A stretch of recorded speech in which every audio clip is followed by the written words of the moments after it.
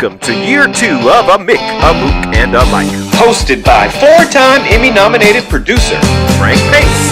And retired New York City firefighter, 9/11 first responder, and Vietnam vet, Billy O'Connor. Today's guests, Bengals Hall of Fame quarterback and 1981 NFL MVP, Ken Anderson. Before we start, Billy, I want to tell you our guest today is Ken Anderson, 1981 NFL Most Valuable Player.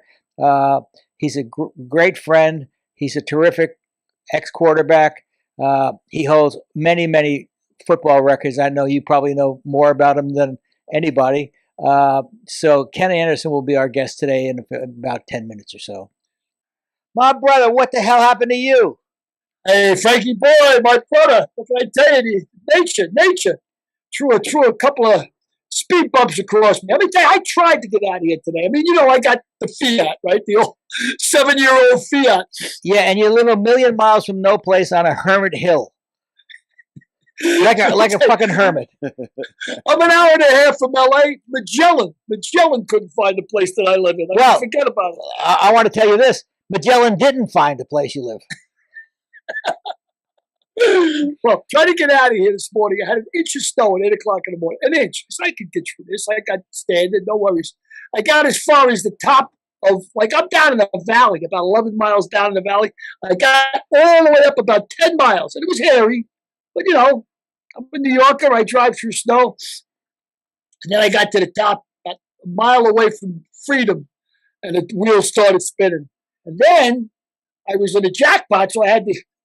And I'm not, Frank, I'm not mechanically inclined, right? I'm the kind of guy, when they break guys' chops and they say, go get a left-handed monkey wrench.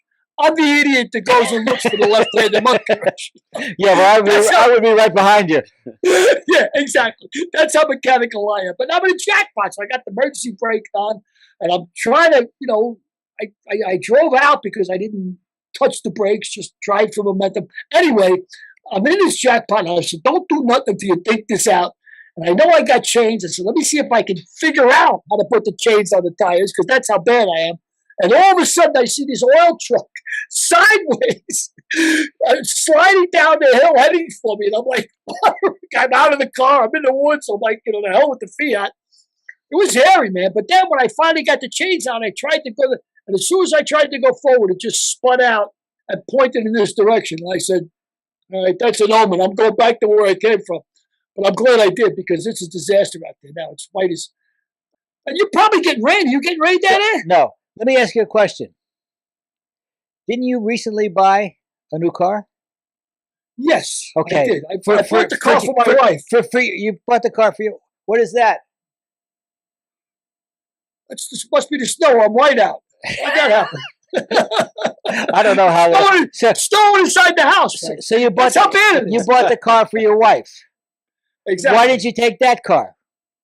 Because my wife's daughter has to get to work twice a week, and she has a baby. So what's 2 days? And my wife's not driving because of the operation, so she hasn't been able to drive. Okay, so what 2 days does your Tuesdays and Thursdays. Tuesdays and Thursdays.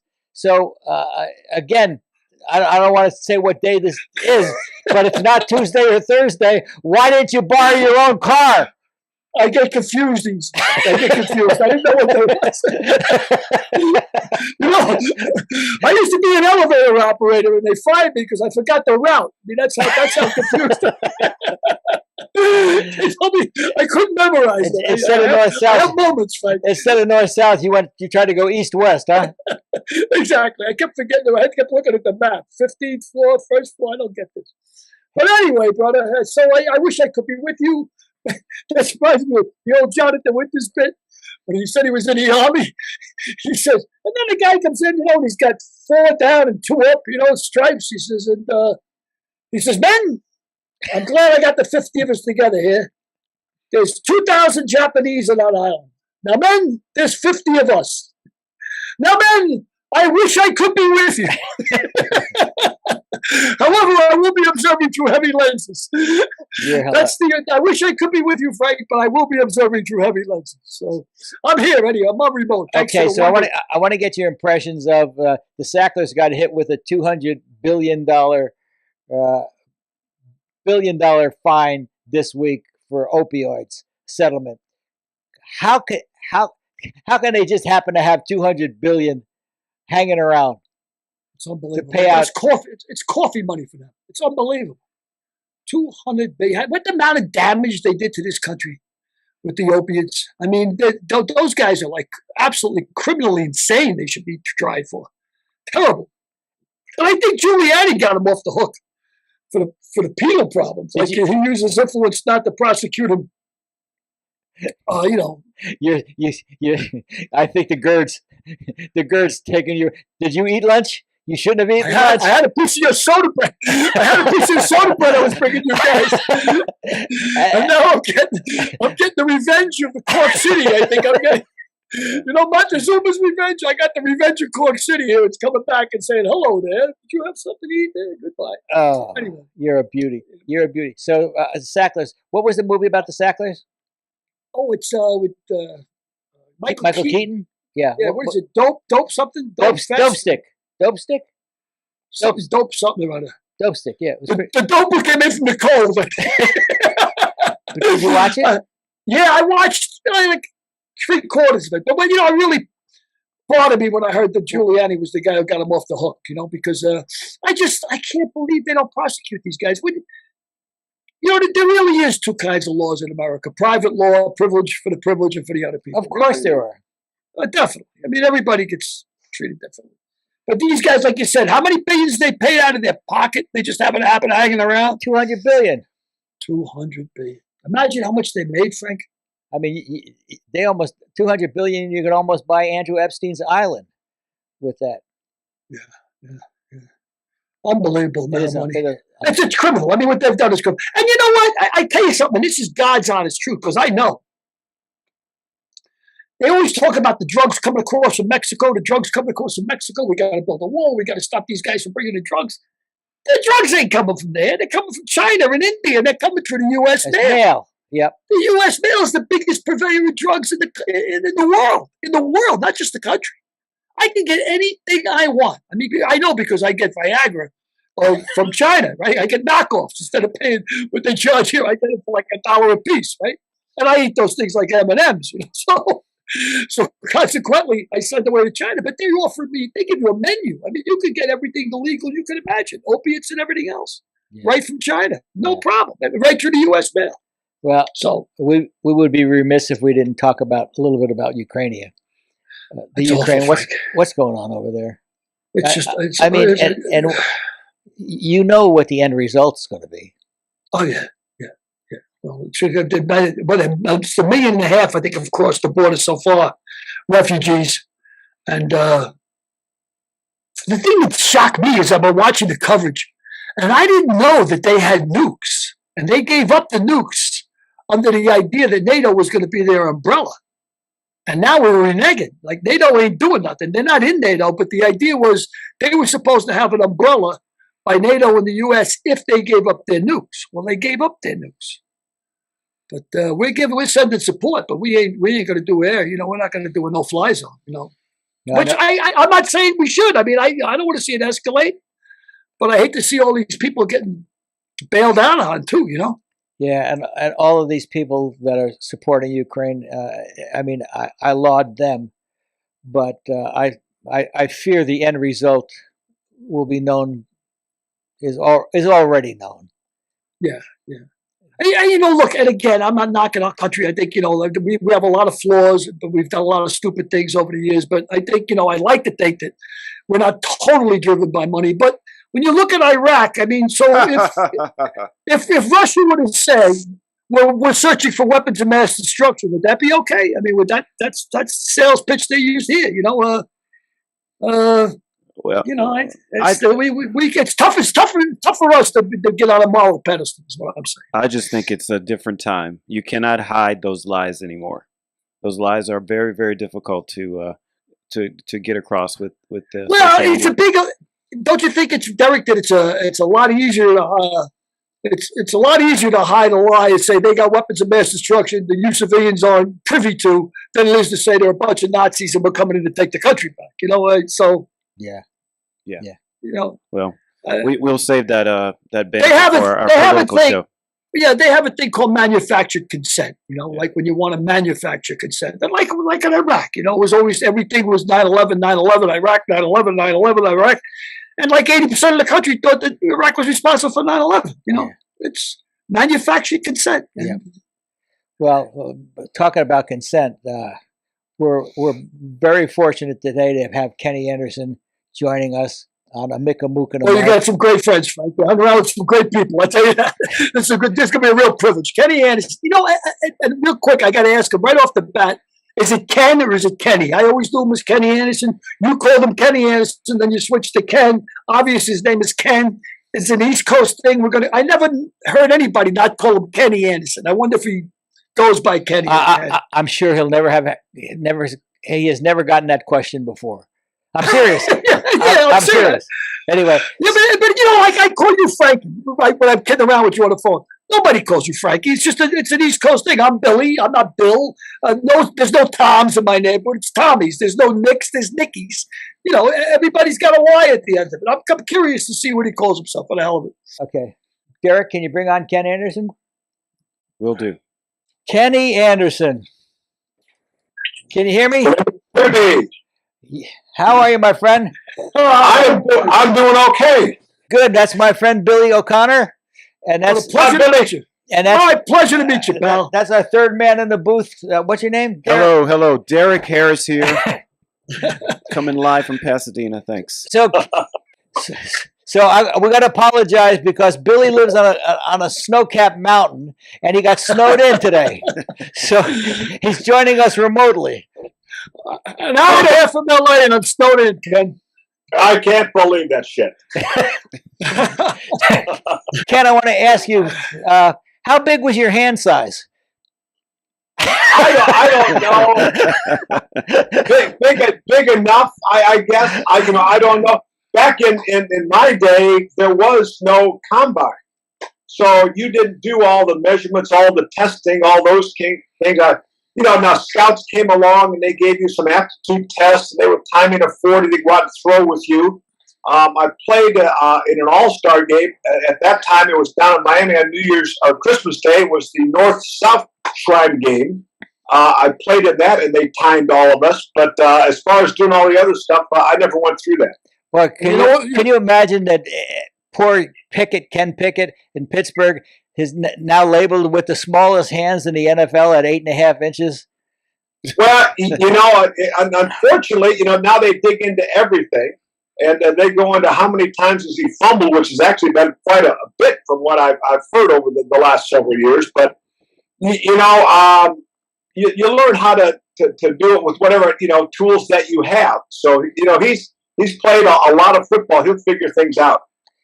You know what they say? Women say about big hands, big gloves. If you wear big hands, you got big gloves. That's exactly right.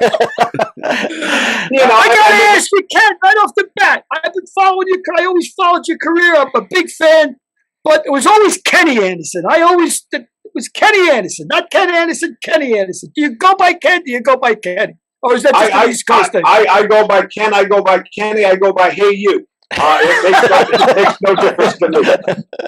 So you went to Ken Anderson of Little Augustana College. How did the Cincinnati Bengals find you?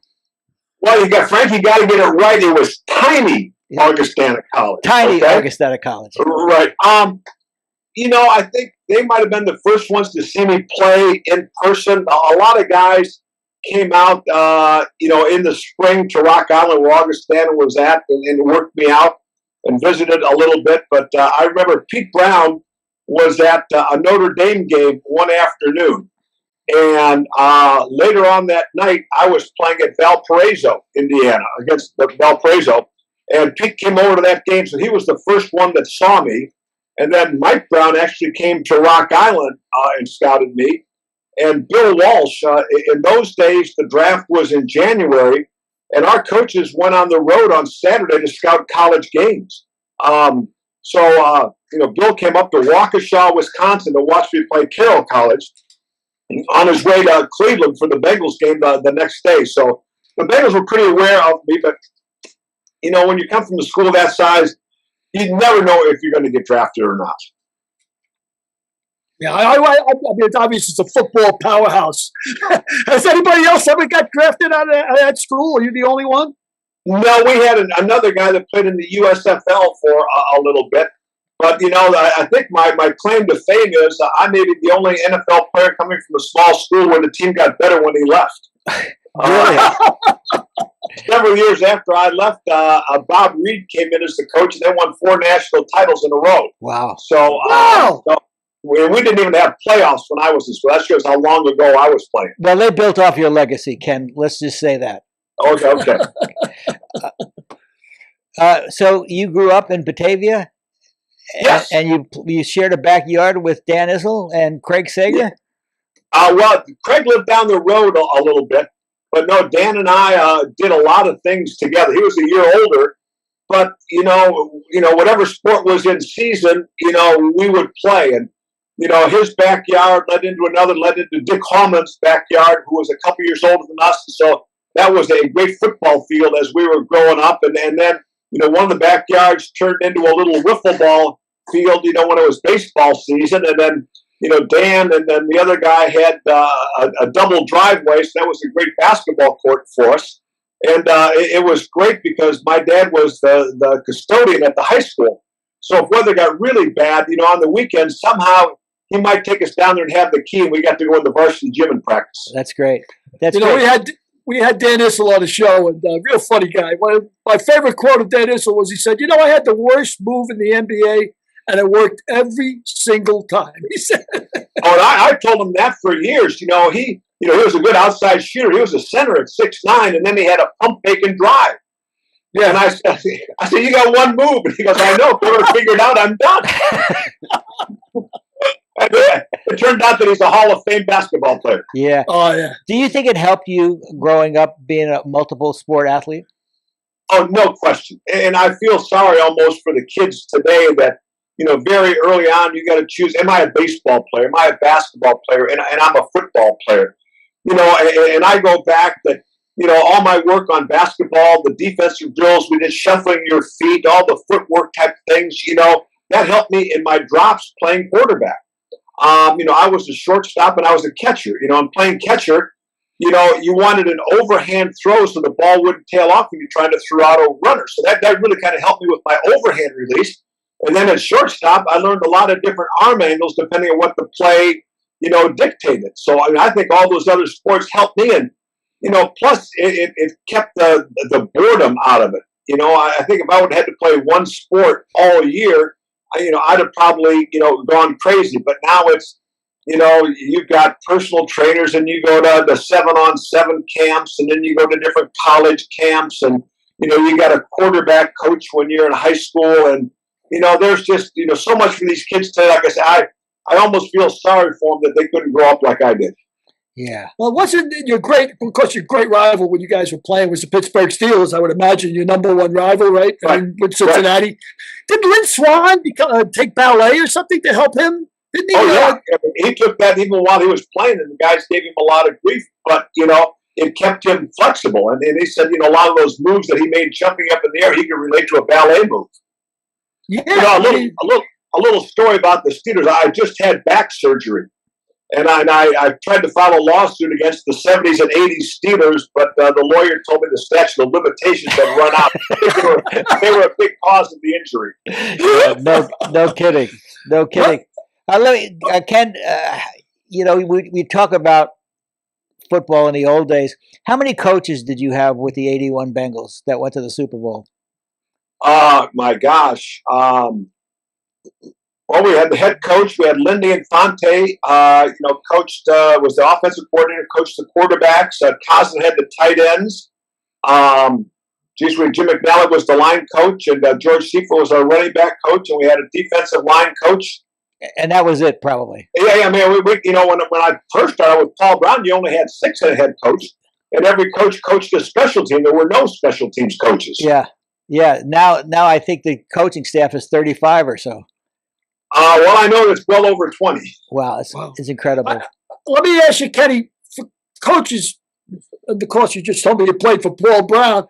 What coach influenced you the most in your lifetime? Not just in the pros. I mean, what coach you think really helped mold you to be the quarterback you were? Well, I mean, I think there's three guys. I had some great coaches. In college, I had, Ralph, Storenko was my head coach, and Ben Newcomb came after my second year. But I had a guy my first 2 years, Charlie Emery, that really kind of got me started in some of the fundamentals of playing quarterback. And then, Bill Walsh, obviously. And he was my first coach for the first 5 years and, built the foundation, of how I played quarterback. I think of how everybody plays quarterback. And I think, you read his books and those fundamentals still apply today.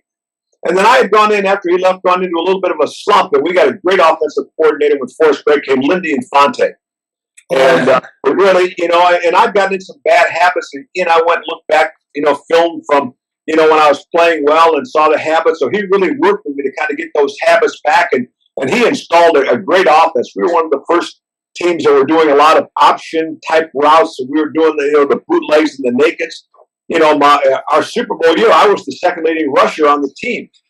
So, we caught a few teams by surprise with that. So I think those are probably the biggest influences. Yeah, you rushed for over 2,000 yards in your career, right? Is that correct? Yeah, well, something like that. Was it by design, or was it running for your life? I mean, what a little bit of both. I remember, it was our scrimmage my rookie year, and so I'm on the sideline, and Paul kind of says, "Okay, hey, listen, call the sweep to the left, and you keep it going to the right, but don't tell anybody." And I did it, fooled everybody, and I'm going to make a gain. And we had a linebacker, Al Beauchamp. And I'm looking, he looks, we hit quarterbacks in practice in those days. And I said, I better go down because, he went a forearm right over my head. And then in our first preseason game against the Dolphins, he said the same thing. And I was a running quarterback in college, and I ran, and I made about 10 yards, and the safety hit me low, and the corner hit me low, and I go ass over tea kettle. And I came off, and Paul Brown says, "You're supposed to go down." So I learned how to slide.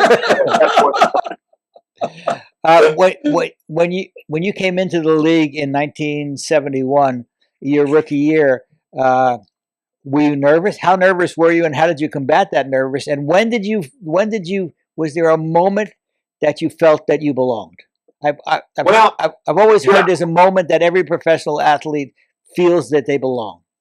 Well, I don't know when that came, but I was lucky. In those days, the roster was only 40, and you only kept 2 quarterbacks. And so when I went to training camp, basically for the most of training camp, it was just Virgil Carter, the starter, and me. So I got 50% of the snaps in training camp. And our training camp in those days was 9 weeks long, and we played 6 preseason games. And I played half of every preseason game. So, I got a lot of reps, as a rookie. And then when the season started, I remember third game of the year, we went up to Green Bay, and I didn't travel with the team on Saturday because I had an Army Reserve meeting. And so the reserve meeting ended, and I went to the Cincinnati airport, and I flew Cincinnati, Chicago, Milwaukee, Green Bay, and got it. Now you take a private jet. Yeah, and the next morning, Bill Walsh calls me aside at pregame meal and they say, "Hey, we put a new little play in inside the 5-yard line just in case we need it." And I'm not really paying attention. I'm not playing. And, the first quarter, Virgil Carter separates his shoulder. I'm in. And I'd actually played okay. And, I threw a touchdown pass. I think it was to Eric Crabtree. It was my first touchdown pass. And so we're at three down, and we're in a 2-minute drill. And we've got second and goal at the 3-yard line. And we call our last timeout. And we only had seconds to go in the game. And, we're not going to go for the tie. There was no overtime in those days. So we're going to go for the win. And, of course, what play did we call? The play that we put in, I had never practiced before. There's a little rollout, and I roll out. I get outside the tight end, and I see an opening. I put my foot in the ground, and I'm going for the end zone. And not only don't I score, I don't make the first down, and the game is over. We had our pulling guard, who I was supposed to be behind in the corner of the end zone, signaling touchdown. Thought I was behind him, but when he saw that I wasn't, I'm jogging to the sideline. The game was over. He threw his helmet at me. That was not the moment. And then I played. We lost all 4 games that I started, but I played pretty good. And we're I think it was the third game. We're out in Oakland playing, and in the first quarter, Ben Davidson hits me in the hip, and I've never been in so much pain in my life. Wow. And I'm laying on the ground, and I said, so we only have 2 quarterbacks, and Virgil's not ready yet. And if I don't get up and play, the punter is now our quarterback. And we had a veteran offensive tackle by the name of Ernie Wright, who picks me up on my belt buckle, picks me up and says, Rookie, get your ass back in the huddle. You're all we got. And I went in and finished the game. And again, we're in a 2-minute drill, right about the 2-minute warning. And I roll to the left and I throw back to the right for a touchdown that gives us a 4-point lead. And I'm laying on the ground. They got to drag me off the field. George Blanda comes in, takes an 80 yards with no timeouts, and we lose that game. Now we go down to Houston, and I can't practice. I can't stand. I can't sit. I can't sleep. My hip is just bad. The doctor said, don't worry, we'll shoot it before the game. So I went out to warm up, and things weren't going well. Just let's go up the locker and take your pants down. And then they started giving me injections, and unfortunately, they didn't work, and I went out, and my longest completion of the day, I think, was 50 yards to Kenny Houston, their safety, who ran it back for a touchdown. And I think we got beat 10-3. And, and I said, all right, I tried. I was hurt. I really tried. And, well, I went up to the locker room after the game, and how the head coach always calls the team together and talks to them. And the first thing Paul Brown said was, well, Anderson, this is the 4th game in a row you've lost for us now. So, luckily, I was glad Virgil Carter came back and played the next week. And then 2 years later, he was in the World Football League playing for the Chicago Fire. Right. The next year, Virgil and I were very close. In fact, my rookie year, I would go out, drive to the other side of town and pick him up. Everybody only had one car in those days, so his wife could have the car, take him to practice, and I would take him home at night. And we roomed together on the road. We roomed together in training camp. And then we go on our first road trip, and I was now the starting quarterback, and I got my key and went to the room, and there's another guy in there. And I went to our business manager and said, hey, give me the wrong key. I'm not with Virgil. He goes, he don't want to room with you anymore. Wow. So we weren't quite as close after that. But I started, and I think the only game I didn't start that year, we went up to play the Bears. And at pregame meal, Bill says, Paul's going to start Virgil for the psychological advantage of playing against his old teammates. And I think we won maybe 10-7, something like that. But the worst part of it, my mother really chewed me out after the game. She thought I broke curfew or something and was benched for the game. And I had to explain it. No, that was not the reason. So, Kenny, let me ask you. You really started to hit your stride in the early 70s. By 1975, you were NFL Man of the Year. What contributed to that shift in your career? Well, we were about 500, I think, my second year, 72. And then the next year, we won the division.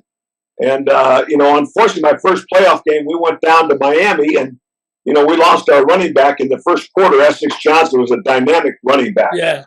And we got beat by the Dolphins. I think that was the perfect season. They went on to win a Super Bowl. And then in 75, I think we were 11-3 in the wild card. Pittsburgh won the division at 12-2. We were 11-3, and we went out to Oakland and played a great Oakland team with Kenny Stabler, and we got beat in a close game there, I think 31-28. And then we were pretty good. Bill Walsh left. Paul Brown retired. Bill Johnson got the head coaching job, and we were okay in 76, 77, and kind of going down the wire in playoff years, and then 78, 79, I started having a couple of injuries. We weren't a good football team, and Homer Rice was named the coach midway through the 78 season after I broke my hand, and then they gave him the job in 79, and that was the worst Bengals team I was ever on. But Forrest Gregg came in 1980 and kind of turned things around. And Forrest Gregg was the coach in 81 also? Correct. And that was the year you went to the Super Bowl. Tell us about that entire season. Well, we finished 6-10 his first year, but I think we had the feeling at the end of the year that we were finally getting Lindy Infante's office. We were going to be a pretty good football team. We had Anthony Munoz, we had Max Montoya, we had a number 1 draft choice player, Bush at center, Dave Lapper was a veteran right guard. We had, Mike Wilson, who came from Georgia out of Canada. And so we had a really good offensive line. Pete Johnson was a good fullback. We had a very solid defense. And then, 81 started off, we're playing Seattle at home. And, I was awful. I threw 3 interceptions the first quarter. 2 of them ran back for touchdowns, and I got benched. And our third-string quarterback came in and won the game. Won the game. And I kind of talked Forrest into letting me start against New York the next week, and we won 31-30. And from then on, and we kind of got on a roll. And, they say if you're going to go to the playoffs, you got to win in the month of November. And we had 5 games that month, all against playoff contending teams, and that one game was close. And, that's when the orange wigs and the face paint came out at Riverfront Stadium, and, the Who Dey chant started. So that was kind of a special moment in Cincinnati history. When you were playing, you mentioned before Ben Davidson. I mean, there were so many great defensive players, obviously, just as there was offensive players. Was there any guys that you could think of that they prepared for and said, no matter what, don't let this guy beat us? Like they did, of course, with Nitschke, I would think, and with Lawrence Taylor, of course, they always say that. But can you think of guys that you said, okay, this guy got to double team this guy. We can't let this guy beat us. Did that happen? Well, no, because most of the time they were on the Pittsburgh Steelers, and they had so many of them that you couldn't double everybody. But Joe Green was a guy that always kind of got cocked in the guard center gap and really tried to anticipate the snap count. And so we're playing them in Cincinnati, and early in the game, I said, all right, we're going on 3. I'm going to try to draw Joe offsides on 2. And so I go, hut, hut. And nobody moved except Joe Green, who burst across the line of scrimmage, picked me up in his arms and says, Kenny, don't make me look bad on national television. I went on run the rest of the day. We got beat 27-18 or something like that. Pretty funny. Pretty funny. I was thinking before when you said about Ben Davidson hurting your hip, I imagine you could look at the injuries in your body. And when you get older, of course, I have injuries myself, but as a pro football player, you can almost say, okay, that was Ben Davidson, that was this guy, that was this guy. Is that true? Well, yeah, except when I hurt my knee, it was my left knee, and I played 1 year with a brace the whole time, but it turned out to be my right knee that I need to get replaced. So I've had that done as well. Well, I think that was too many drops on AstroTurf back in the day. Yeah, no kidding. Well, you must have been pretty well protected though with Anthony Munoz blocking for you. He's the best of all time at left tackle, and when you've got that X factor, that Anthony, you take that guy, then you can kind of play some games with the other guys in the offensive line and get double and get help on the guys that you need to. Tell me about the Ice Bowl, the coldest game ever played. That's why I live in South Carolina now, Frank. I don't want to be cold again. You can't, when it's 59 below with the wind chill, there's nothing that can prepare you for that. But I think my best moment from the Freezer Bowl was it's early in the first quarter, and they brought in heated benches, and we had never seen them before. And the ones that we had little slots for your feet to go into. Nowadays they've got a pad out front that's heated as well. But so my feet go in the slots. Luckily, I'm sitting on my hands and I have my helmet on, because a minute later there's a big roar, and I stand up to see if there's a turnover. If I'm going back in, my feet don't come out. I go down, and the first thing that hits is my face mask. And I'm seeing stars.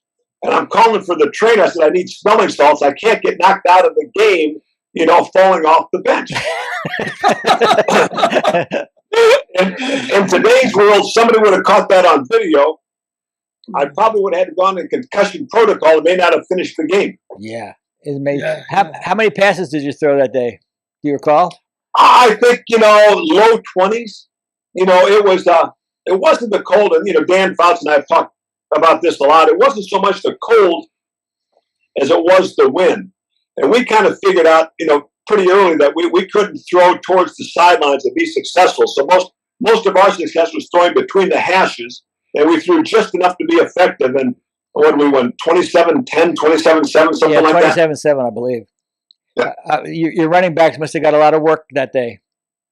Pete Johnson was dynamic. And, you talk about running, that I remember that I had 3 big first downs. I mean, just going back, setting, and seeing a hole and running straight up the middle. So, that was pretty big. And, but we had, great guys. Isaac Curtis, Danny Ross was a spectacular catch, and he was a great tight end. Chris Collinsworth. I mean, we were loaded in talent. Yeah. When a game is like that cold and the frozen turf and everything, there's a lot more turnovers, right? I mean, I expected the ball's got to be like lead, right? So there'd be more turnovers, wouldn't there? Normally. Well, we only turned the ball over once, and that was late in the game when it was irrelevant. But I think Dan had 2 or 3 interceptions, and I know of 2 fumble recoveries that we had as well. So I think they had about 5 turnovers. Wow, yeah. And that was us. 2 weeks later in the Super Bowl. We had 5 turnovers and got beat by San Francisco, and you're never going to play in any game, let alone a championship game, if you turn the ball over 5 times. Well, did you have 2 weeks leading up to that Super Bowl?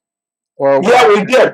We did, and I think that one of the things that hurt us a little bit is that first week we stayed in Cincinnati, and the weather was still just as cold as it was that Sunday for the Freezer Bowl, so we couldn't get much done practice-wise.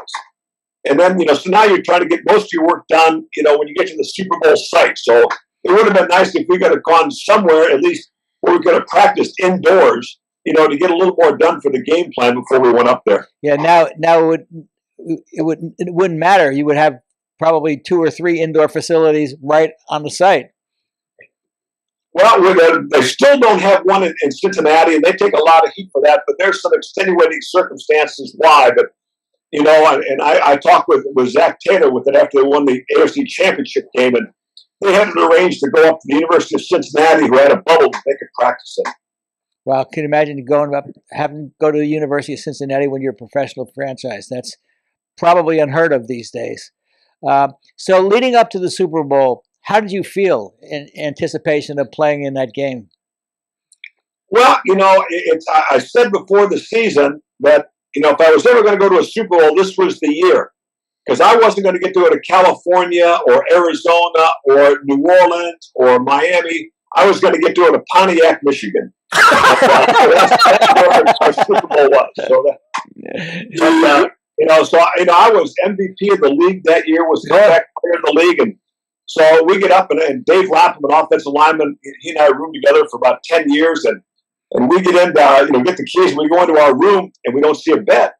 I'm going, Lap, MVP, we got a suite. And we're trying doors on either side of the room, and they're all locked. And the only bed was the double bed that pulled out of the wall. Murphy bed. I said, Lap, I like you a lot, but we got to do something else. We went down, they gave us another room. The Murphy bed, huh? MVP. How were your emotions once the game started? Well, I think everybody's nervous before a game like that. And, I was doing okay. And then until we got to the national anthem, we were standing there, and Diana Ross, who was a big star in those days, sang the national anthem. I said, wow, this must be a pretty big game, because she's never showed up in Cincinnati. And, we kicked off to them. They fumbled. We got the ball in great field position, made a first down, and we had 3rd and goal on the 5-yard line. And if we just get a field goal, the team that scores first has the best chance to win it. And I threw an interception to Dwight Hicks from the 49ers. They went down and they got the first touchdown of the game. Yeah, Dwight was our guest several weeks back, and he was a terrific guest, and he was telling about that interception. Well, I hope he told you what he told me when I met him years later at a golf tournament. He said, I'm surprised you're speaking to me. And I said, oh, yeah, I forgot about that play a long time ago. It's flying through my teeth. And he said, Kenny, I got to tell you, he said, I don't know why. I busted the coverage on that. I shouldn't have been there. So at least I didn't read the coverage wrong. He said that to us on the podcast. It's exactly what he said. He said it was the only time that he ever abandoned coverage on an instinct. Yeah. So I feel a little bit better about that now, but it still doesn't take away the sting of losing 26-21.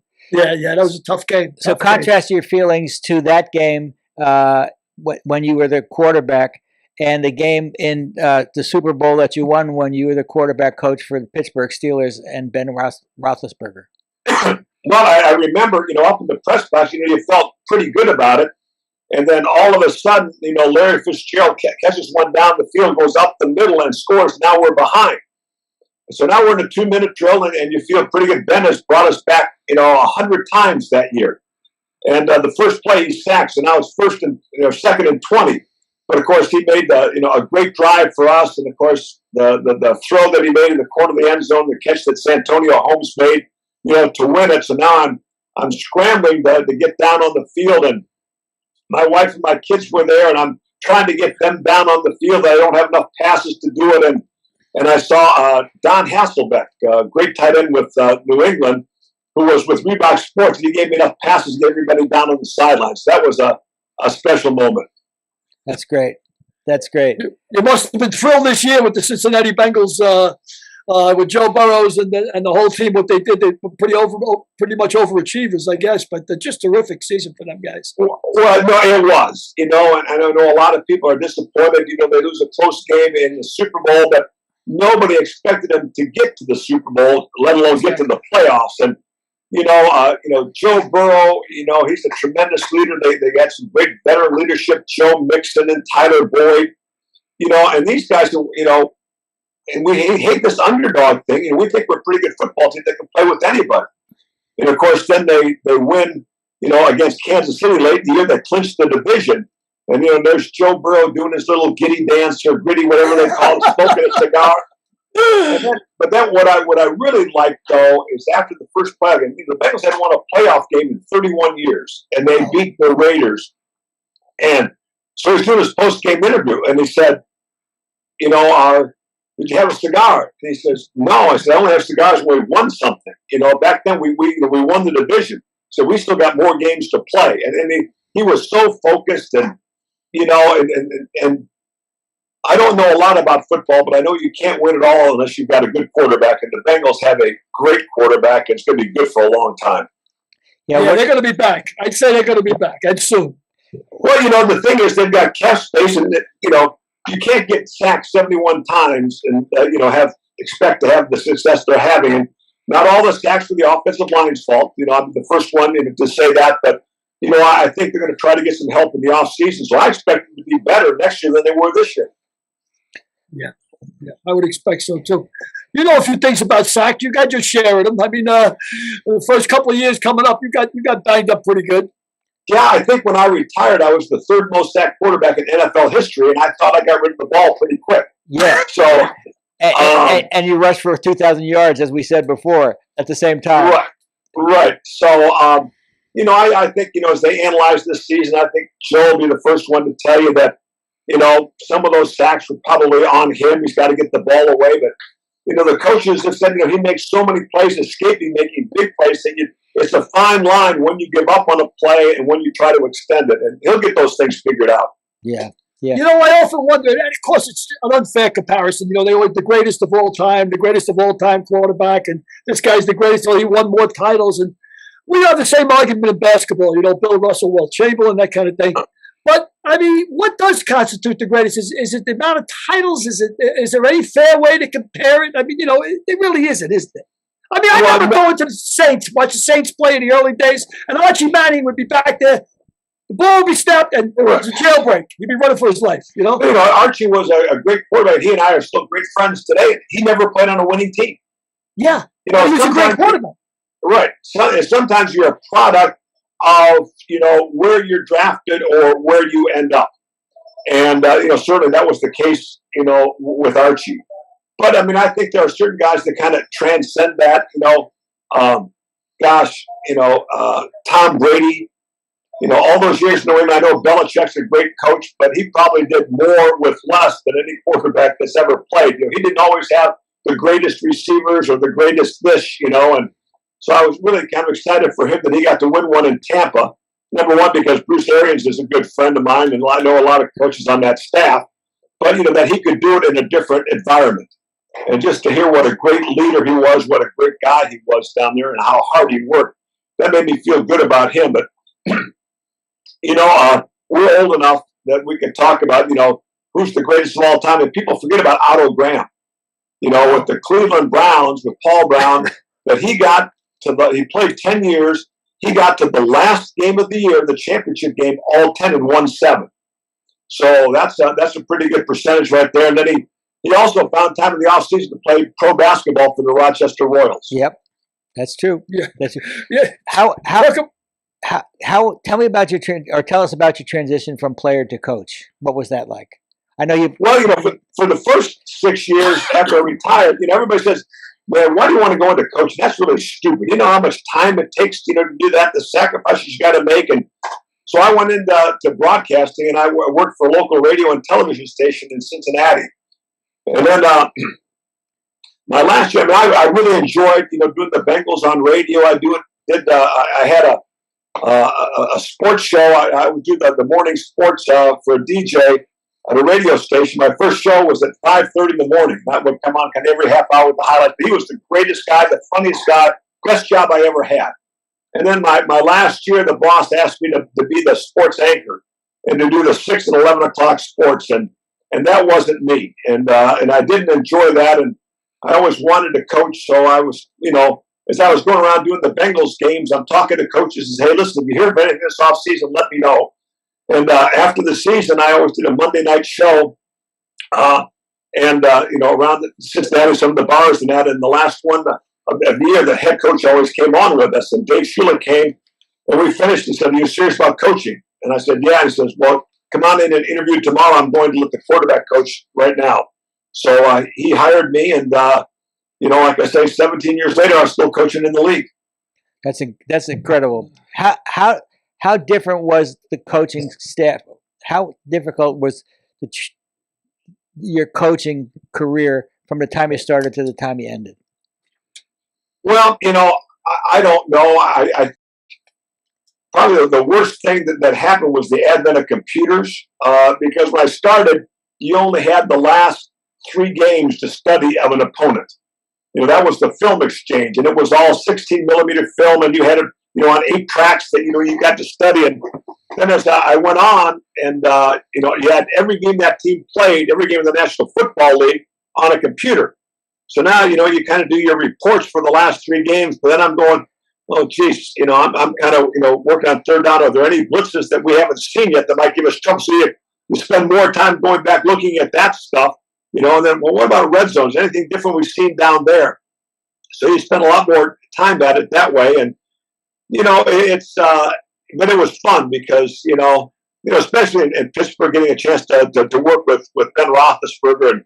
And, I take no credit for his success because he was a great player before I got there. But, if he was in his late 20s then, and I always said if I had one person that I could pick to start a franchise with, it would be him. So that was that's high praise. That was fun to go there. Pittsburgh was a great football town.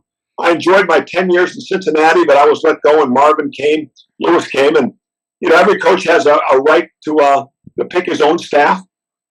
And I had no problem with that. And, I got hired with Jack Del Rio's first staff down in Jacksonville and loved it down there. And I think he fired 16 16 assistant coaches in his 6 years there, and I made it 4 years. So I felt pretty good about that. And then, had a chance to go work with Mike Tomlin, and I got all the respect in the world for Mike Tomlin and the Rooney family. And that was really a pleasure for my wife and I to go up there for 3 years. That's awesome. Well, you mentioned before. I'm sorry, Frank. Go ahead. This is Derek. I want to jump in right quick about with the coaching, and then Billy, you can jump back. I often wondered about coaching schedules. So you got a weekly schedule, so sort of like a head coaching weekly schedule. How many hours is that? And also, how much of your life is taken up yearly as a head coach? Well, during the season, I got to the office about 6:30 in the morning. And Monday, Tuesday, Wednesday, it was midnight or after when I left. Wow. On Thursday, we kind of finished up our duties earlier, after dinner time. But I stayed till about 9:30 because I was working ahead to get ready for, game planning the next opponent. So I'm starting to break things down already. And then Friday was kind of, mid-afternoon.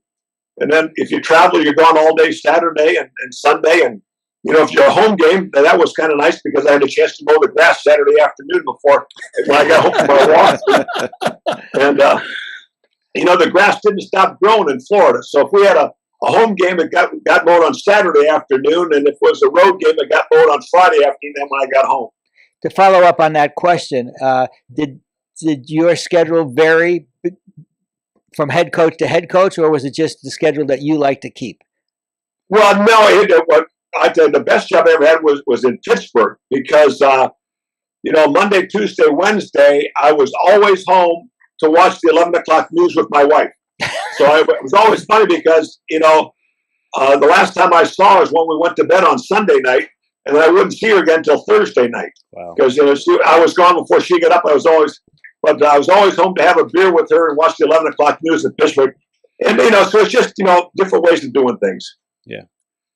The question I was going to ask you before is when you mentioned Otto Graham, it surprised me, but it was nice to hear. When you broke the completion percentage record, you broke Sammy Bowell's record, who I never saw play, but another slinging Sammy Bowell, legendary quarterback, and your record lasted for 27 years.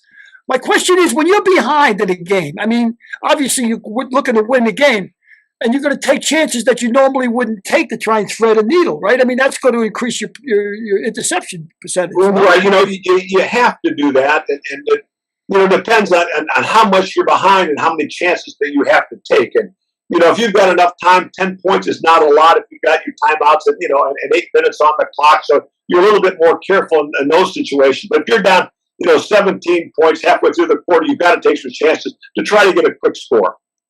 Yeah, so I mean, obviously, you're going to try and thread a needle that you normally wouldn't thread, and interceptions. Correct.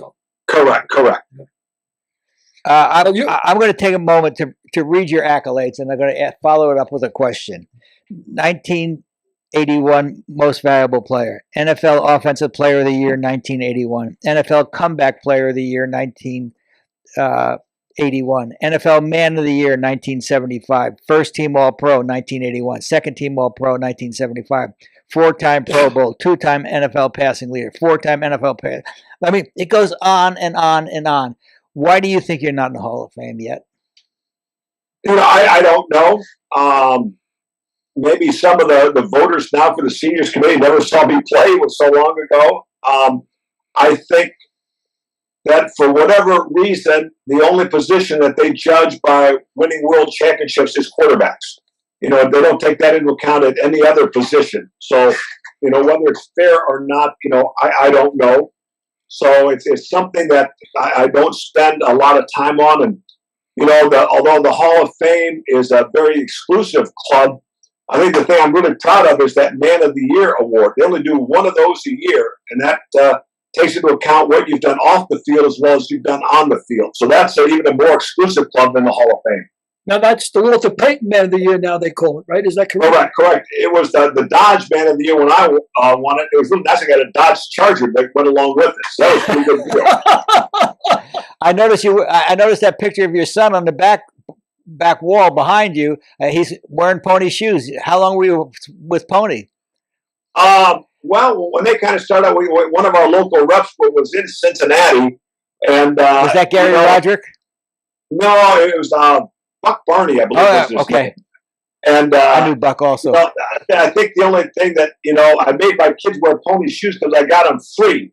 And they go to school and everybody else had Nikes on, and they weren't really happy about it. But if they're free, you're wearing the dang thing. I'm going to venture a guess here. You think being in the market like Cincinnati, we talked before about not having an indoor facility, that has something to do with you not being in the Hall of Fame. You think? I mean, the smaller market. I mean, if you played New York, you'd be in the Hall of Fame. Let's face it, it'd be over. You'd be in there. Well, the thing is that unless we played the Jets or the Giants, and the Giants were going to be like every fourth year, you don't go to a big market. The same thing, is going to Washington and with the Redskins, or playing the Cowboys, or playing the Rams. So a lot of the bigger markets were, in the NFC teams. Of course, we had the Jets, but if we didn't get the right schedule, we may not see them for 3 or 4 years. So, I think playing in a smaller market, does hurt you to some extent. But, it was the perfect place for me. When you come from Batavia, Illinois, a town of 10,000, and you go to Augustana College, with a student body of 2,500, going to a city like Cincinnati was very comfortable for me.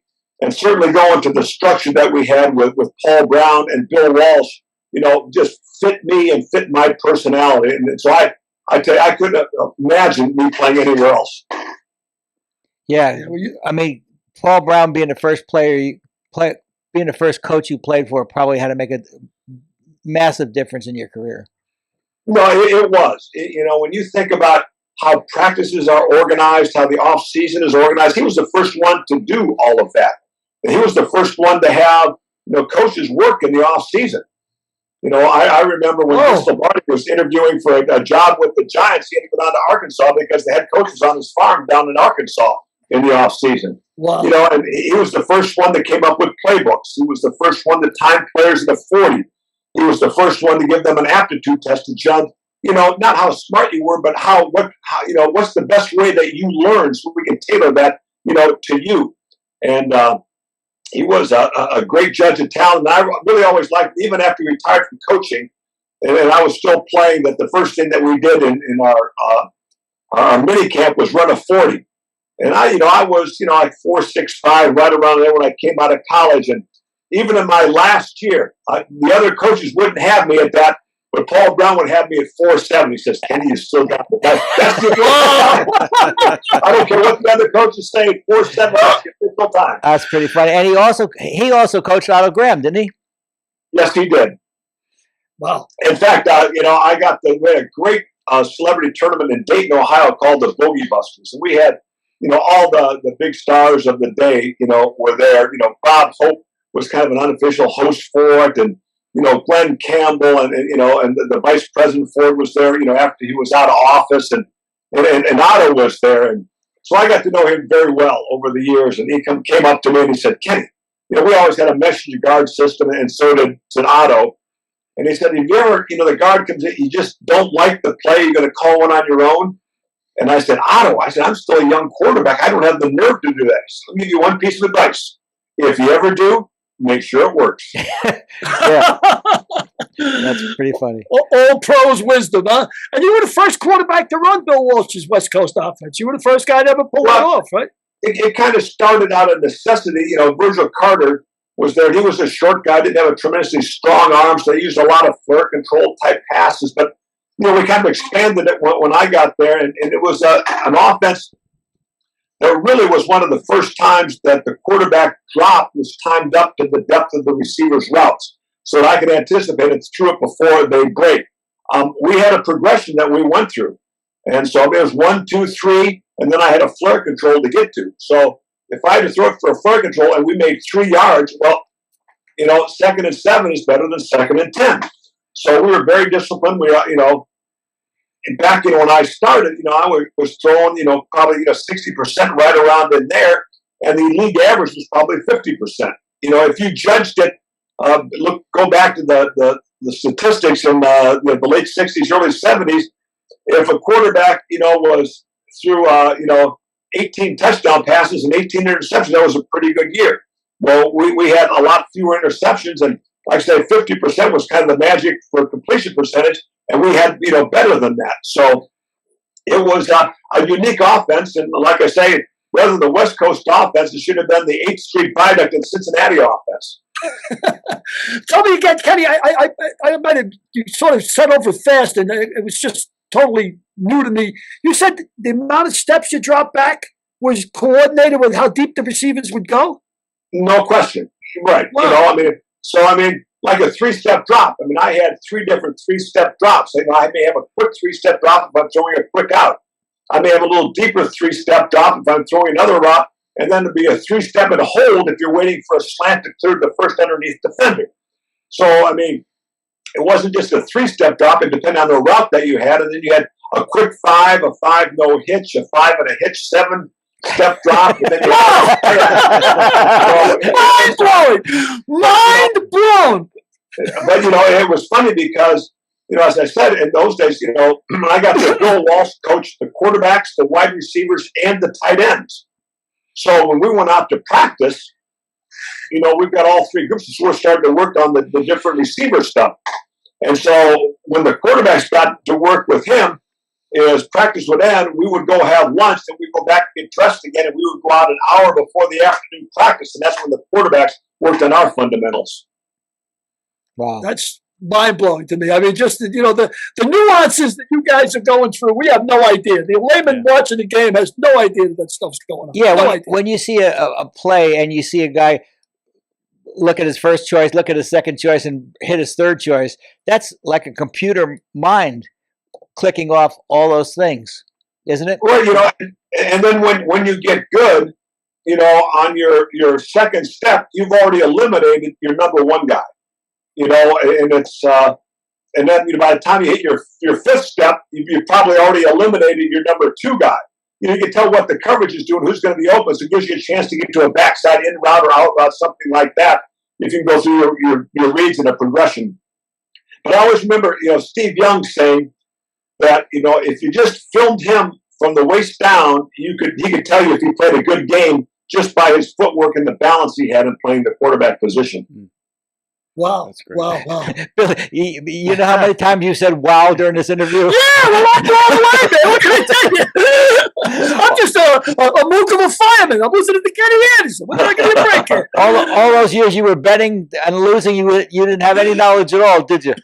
No, I never did. That's why I drive a Fiat. Right? That's exactly why I drive a Fiat. My bookmakers they drive Eldorados. I drive. Well, I hope you got your snow shovel to shovel your front walker. You got a little snow up there today. We got more than a little snow there, Kenny me man, Kenny me land. But anyway, man, it's mind-boggling to me that you're not in the Hall of Fame. It's a tragedy, a travesty. Well, he's going to get there. You're going to get there. Yeah, you gotta. I just hope gotta happen. Yeah, I just hope you have a lot of years to enjoy it. Well, that's I remember I did a podcast with a couple of the senior voters. And when we did the show, they said, stick on for a little while afterwards. I was telling them some more stories. And they said, well, I think you have a good shot to get in at some point in time. And I said, hey, listen, if you're going to do it pretty quick so I can enjoy it. I want to be able to go back, every year to the Hall of Fame game, playing the golf tournament. I want to be able to go out and do some card shows and sign autographs. I want to have fun with it. I don't want my son to have to go up for me. Yeah. That's just. I know my friend Tony Oliva is voted in this year at 83, and he's just having the time of his life. He's just doing all of those things that he's dreamed about doing for. Now he's been retired for 50 years. Well, and the thing is, there is a backlog of older players for the senior committee, and it's hard to choose. And all these guys are very deserving. So. There's discussions every year. I have no argument with who they put in because they're all so deserving. Yeah, well, I think that yours is your lack of omission is an obvious faux pas, as is Jim Plunkett's. Jim won 2 Super Bowls, so if you go by Super Bowls, you should be in. But anyway, how long before you get back on the golf course, or are you're not?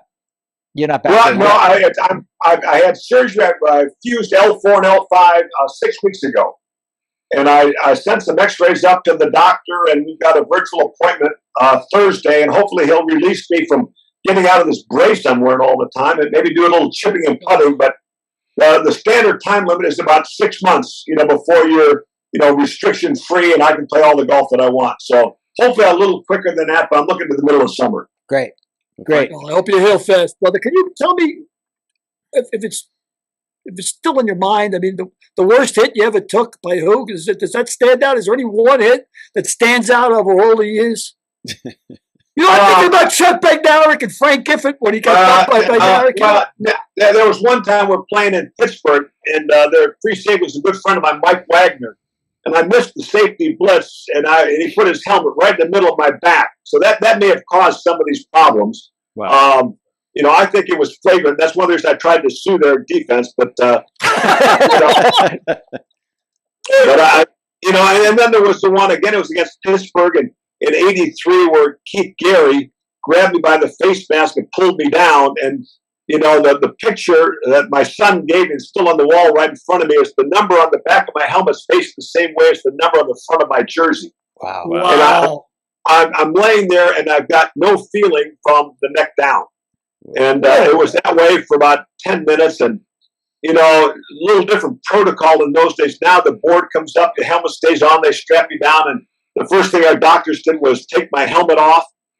And then, after a few minutes, okay, I feel a little tingling. And he said, can you move your toes? And I remember I didn't want to try.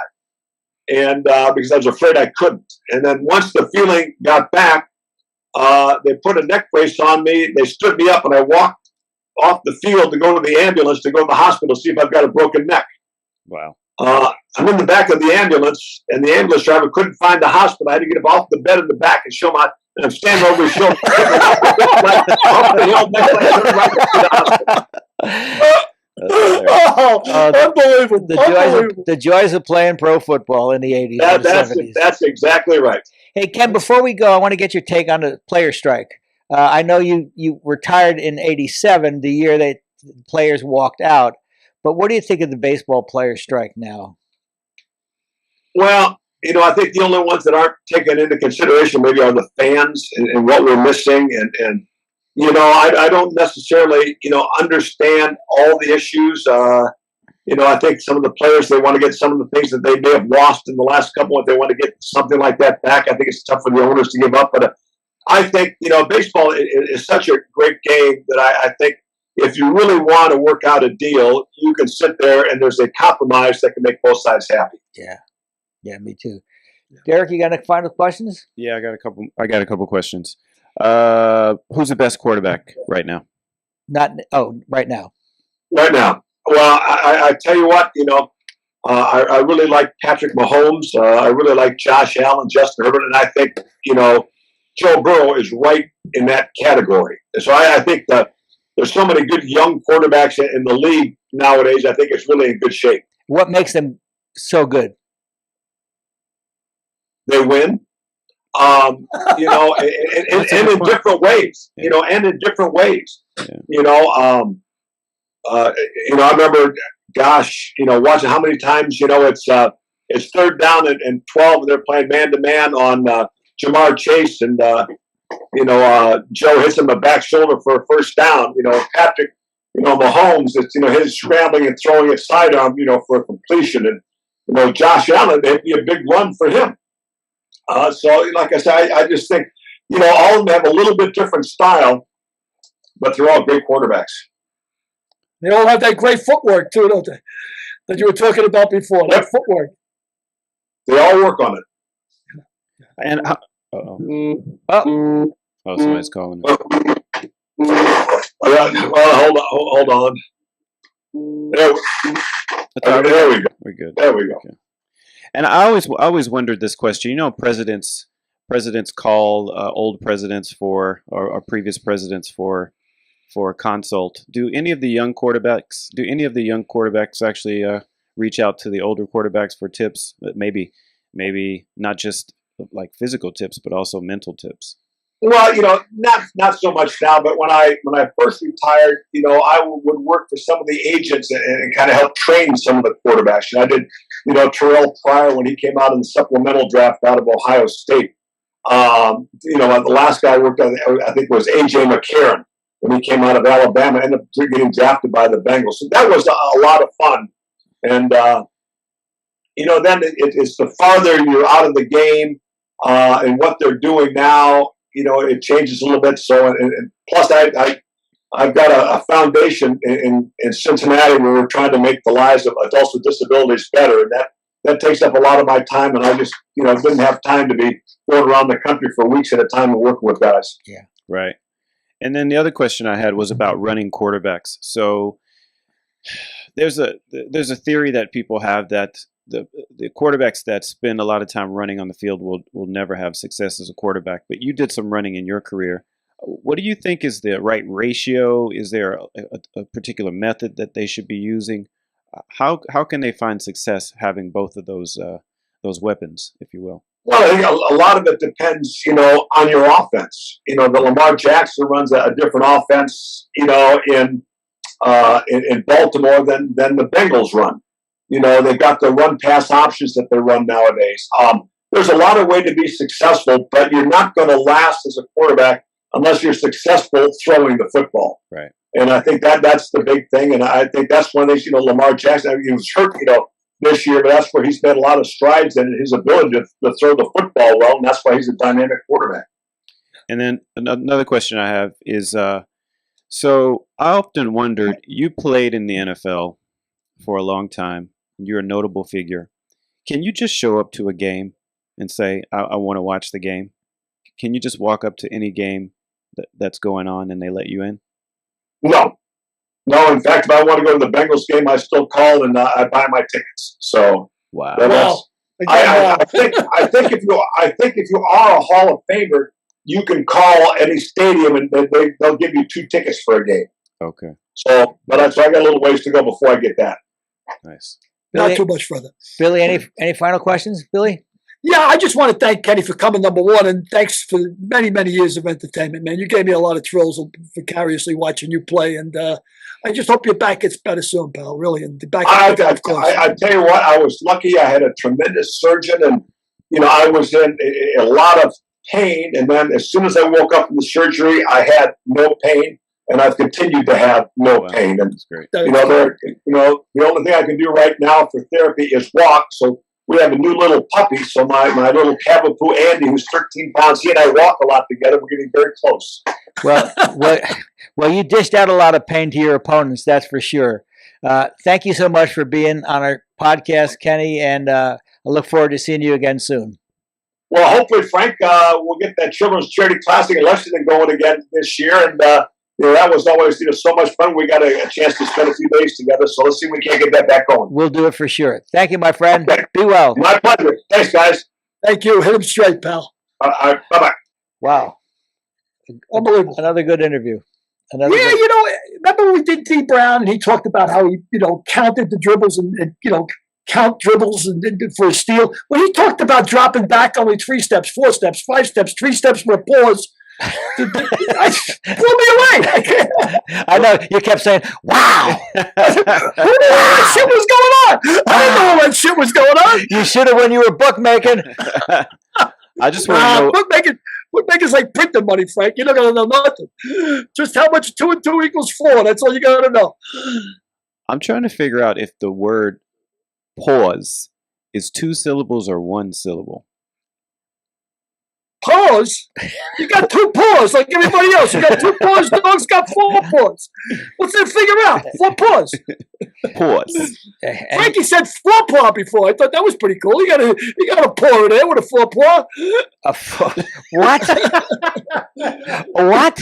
What are you talking about? French for mistake. A 4 paw. A faux pas. A 4 paw. Roger Ver. Roger Bear. Remember Roger Bear? The guy played for the Rangers. He was an all-star. Roger Bear. Oh my Lord! Oh, you guys did it again. Can we get rid of him?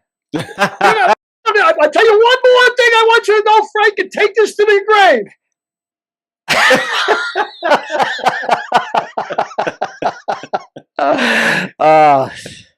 Thanks. Back next week. Thanks, Derek. Adios.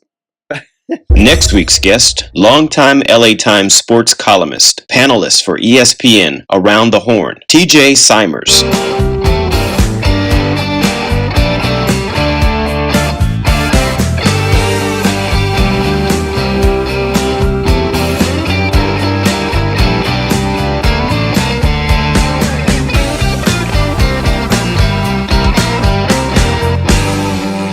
We'll see you next week.